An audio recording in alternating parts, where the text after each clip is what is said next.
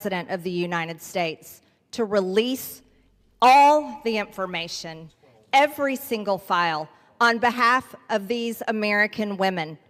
These American women aren't rich, powerful elites. They do not have someone paying for their airline tickets or paying for their trips or paying for their expenses every time they try to do something to get this information out. These are your average Americans. And you want to know what the Epstein files represent? The cover-up represents to average Americans. It represents the failures of the federal government and Congress to the American people. And that is what people rose up about in 2024.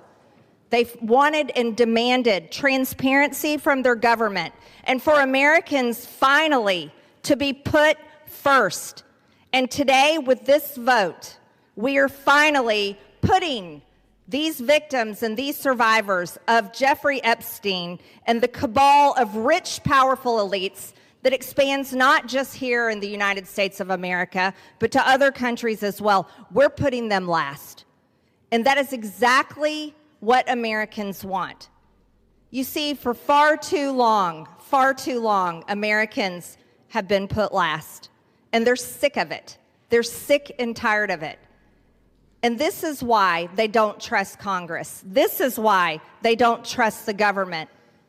And here's the problem. All of these women who have suffered in shame for years and years and years, women who were terrified, women who were intimidated, women who were threatened, just like Virginia Giuffre. And now she's dead. And these women should have never faced that, for this information to come out. And we, especially the 4 Republican members of the House of Representatives, we should have never faced intimidation and threats for us to get this vote to come to the floor. Never forget, there were 4.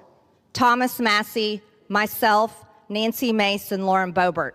We had to sign a discharge petition, and we had to fight through intimidation, and we had to endure it for months to push that discharge petition finally to 218 to get this vote to come out. This is what the American people are sick of, and rightfully so. Now, where does this go from here?